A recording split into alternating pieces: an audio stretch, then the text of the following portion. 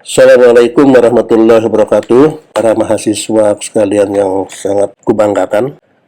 Pada hari ini kita akan melanjutkan diskusi kita tentang PKPU. Pada pertemuan kedua ini, dengan materi pokok kita adalah acara permohonan PKPU, yang nantinya juga akan dilengkapi dengan beberapa contoh kasus yang ada. Ini untuk memudahkan kita bersama bagaimana memahami materi yang kita diskusikan ini. Seperti biasanya, silahkan mahasiswa setelah selesai perkuliahan ini bisa mengajukan pertanyaan-pertanyaan melalui media WhatsApp kelas kita, dan saya juga akan menjawab itu melalui media yang sama. Cara permohonan PKPU. Untuk materi ini, kita melanjutkan saja diskusi kita, yaitu surat permohonan untuk penyampaian PKPU itu kepada pengadilan niaga itu harus disediakan di kepaniteraan agar dapat diperiksa tanpa biaya oleh umum, terutama pihak yang berkepentingan.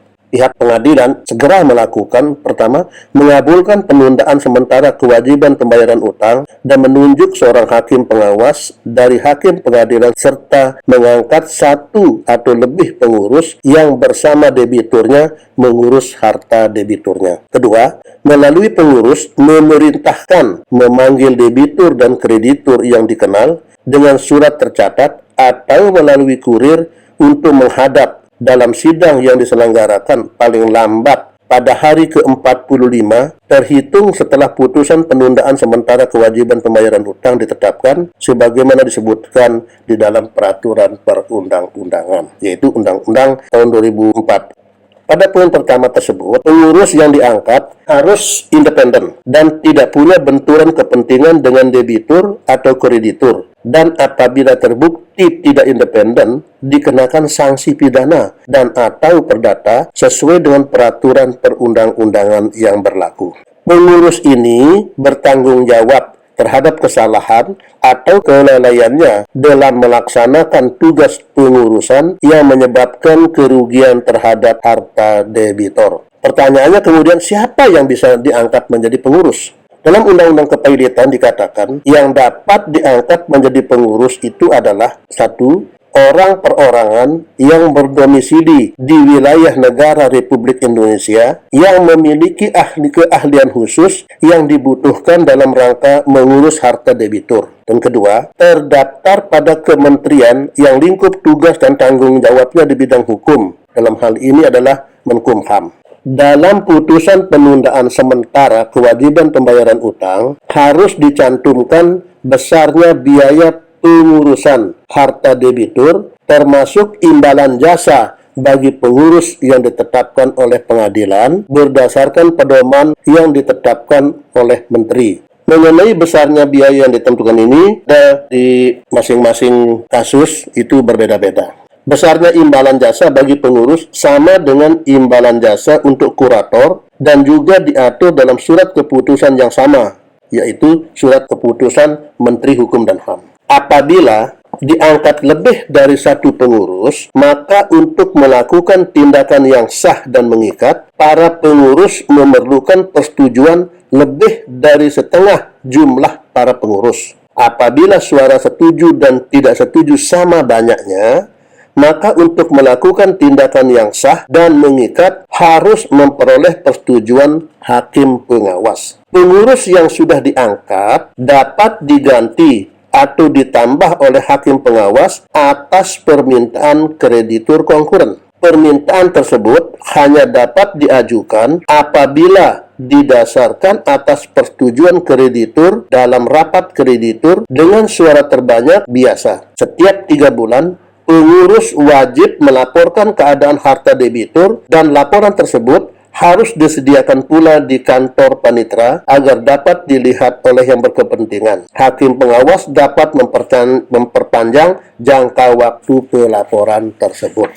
Selanjutnya, pengurus wajib segera mengumumkan putusan penundaan sementara kewajiban pembayaran utang dalam Berita Negara Republik Indonesia dan dalam satu atau lebih surat kabar harian yang ditunjuk oleh hakim pengawas. Isi pengumuman yang dimaksud sebagai berikut. Satu, adanya permohonan penundaan kewajiban pembayaran utang. Kedua, telah ada putusan penundaan sementara kewajiban pembayaran utang. Ketiga, undangan untuk hadir pada persidangan yang merupakan rapat permusyawaratan hakim, tanggal dan tempat dan waktu sidang, nama hakim pengawas. Kelima, nama serta alamat pengurus.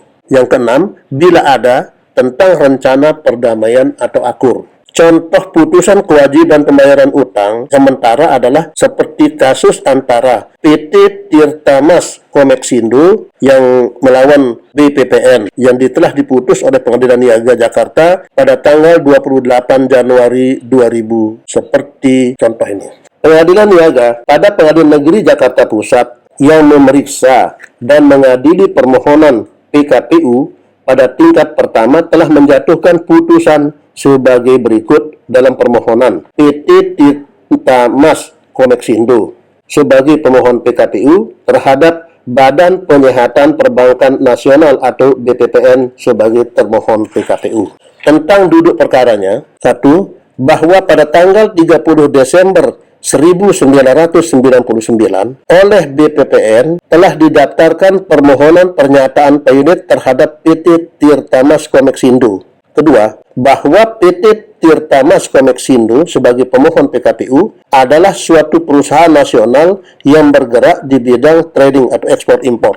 Ketiga, bahwa jumlah tagihan BPPN sebesar 38.941.941.277 rupiah. Keabsahan dari pengalihan tagihan dari PT Bank Samara terbuka kepada BPPN diserahkan penilaiannya kepada Pengadilan Niaga, hakim pengawas dan pengurusnya. Keempat, bahwa pemohon PKPU masih melihat adanya kemungkinan perusahaan dapat dijalankan apabila diberikan tenggang waktu untuk menunda pembayaran hutangnya. Kemungkinan untuk melakukan pembayaran kepada para kreditur masih tetap ada bila dilihat dari aset dan laporan keuangan serta aktivitas perusahaan. Keenam, dengan demikian jumlah kewajiban pemohon penundaan kewajiban pembayaran hutang telah dan akan jatuh tempo kepada para kreditur adalah sebesar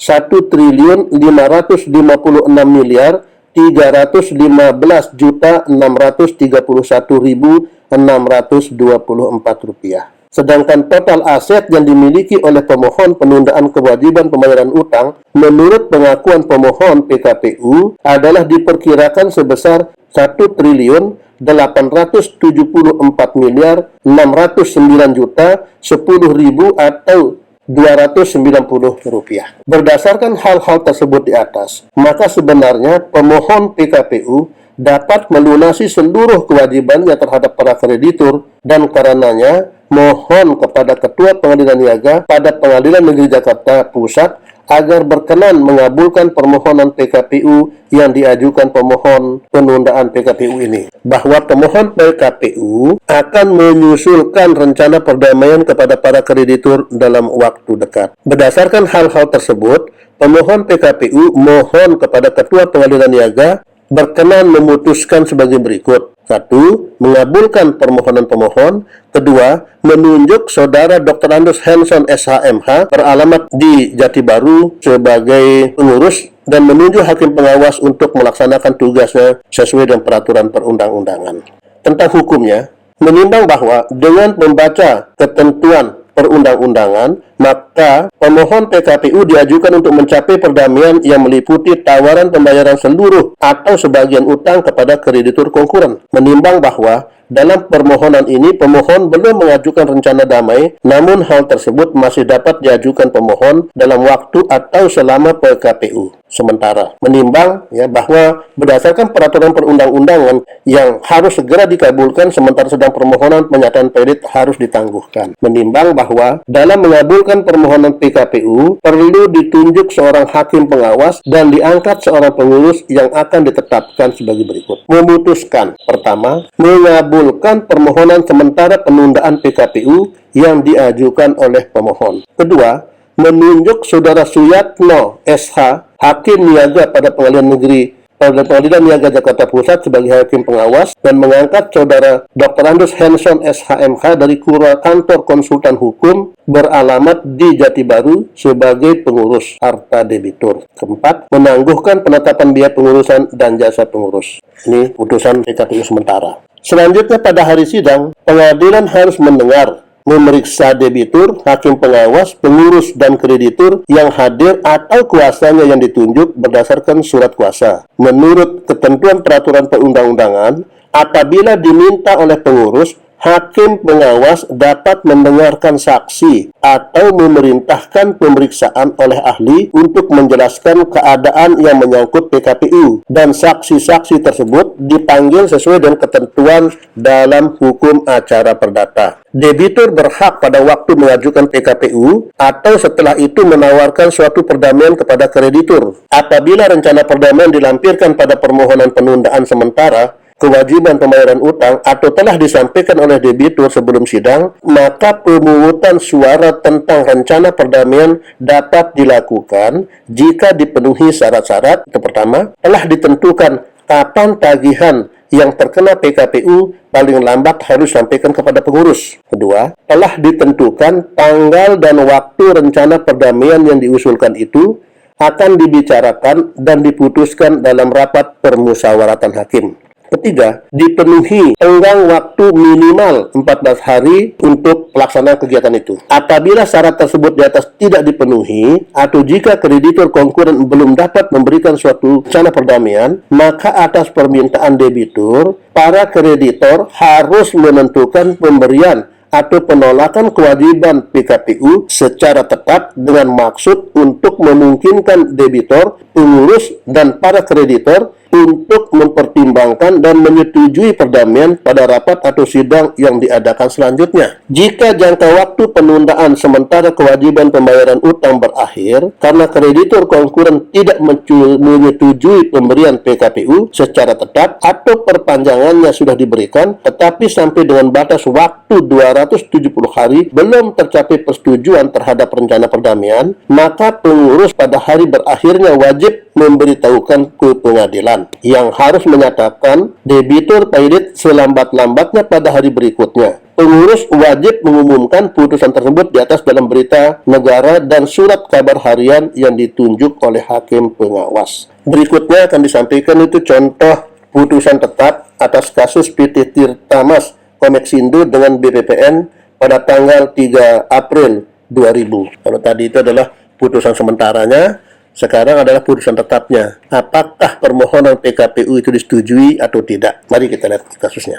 Pengadilan Niaga pada Pengadilan Negeri Jakarta Pusat yang memeriksa dan mengadili permohonan PKPU pada tingkat pertama telah menjatuhkan putusan sebagai berikut atas permohonan dari PT Tirtamas Komeksindo sebagai pemohon PKPU terhadap Badan Penyihatan Perbankan Nasional atau BPPN sebagai termohon PKPU. Tentang duduk perkaranya, menimbang bahwa pemohon telah mengajukan permohonan PKPU yang didaftarkan pada Kepaniteraan Pengadilan Niaga pada Pengadilan Negeri Jakarta Pusat, yang isinya sebagai berikut. 1. Bahwa pada tanggal 30 Desember 1999 oleh Badan Penyihatan Perbankan Nasional telah didaftarkan permohonan pernyataan pailit terhadap PT Tirtamas Komeksindo. 2. Bahwa PT Tirtamas Komeksindo sebagai pemohon PKPU adalah suatu perusahaan nasional yang bergerak di bidang ekspor-impor. Ketiga, bahwa jumlah tagihan BPPN berasal dari tagihan PT Bank Tamara Terbuka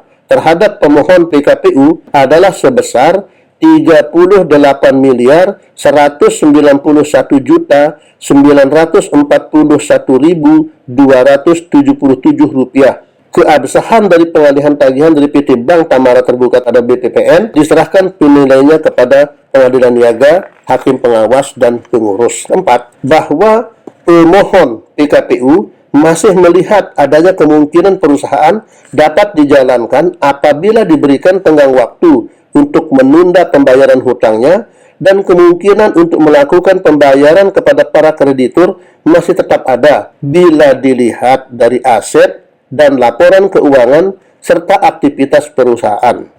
Melihat hal-hal tersebut, kemudian Pengadilan Niaga dalam putusannya mengabulkan permohonan PKPU tetap untuk 6 bulan terhitung sejak berakhirnya PKPU sementara. Jadi dalam putusan ini dikabulkan permohonan PKPU tetapnya. Kalau pada kasus yang lalu kita melihat adalah merupakan putusan PKPU sementara. Dengan demikian kasusnya sekarang menjadi PKPU tetap dalam jangka waktu 6 bulan harus diselesaikan. Dalam putusan yang memberi PKPU, pengadilan dapat memasukkan ketentuan-ketentuan yang dianggap perlu untuk kepentingan para kreditor. Hakim pengadilan dapat menetapkan tindakan-tindakan yang dianggap perlu tersebut setiap waktu selama adanya PKPU berdasarkan 1. Prakarsa hakim pengawas, 2. Permintaan pengurus, 3. Permintaan 1 atau lebih kreditur. Apabila penundaan kewajiban pembayaran utang telah diberikan, hakim pengawas juga dapat mengangkat 1 atau lebih ahli untuk melakukan pemeriksaan dan menyusun laporan tentang keadaan harta debitur dalam jangka waktu tertentu berikut perpanjangannya yang ditetapkan oleh hakim pengawas. Imbalan jasa bagi ahli yang diangkat ditentukan oleh pengurus. Ini materi singkatnya. Kalian nanti para mahasiswaku sekalian dapat mencari atau melengkapi materi-materi tentang PKPU tetap ini. Tolong diperhatikan mengenai contoh-contoh kasusnya, juga dipelajari kasus-kasus yang materinya sama pada putusan-putusan pengadilan niaga di tempat yang lainnya. Insya Allah itu sangat bermanfaat ketika nanti ada ujian. Karena pada waktu ujian nanti, pada ujian akhir, saya berjanji akan membuat soal itu dalam bentuk kasus. Jadi harus kalian jeli nantinya melihat kasus tersebut dan bagaimana jawaban-jawaban kalian, analisa-analisa kalian itu sangat bermanfaat. Ini pertemuan kita. Insya Allah kita akan bertemu pada pertemuan-pertemuan berikutnya. Demikian, kalau ada yang kurang saya minta maaf. Semoga kita tetap sehat walafiat, bebas dari corona. Wassalamualaikum warahmatullahi wabarakatuh.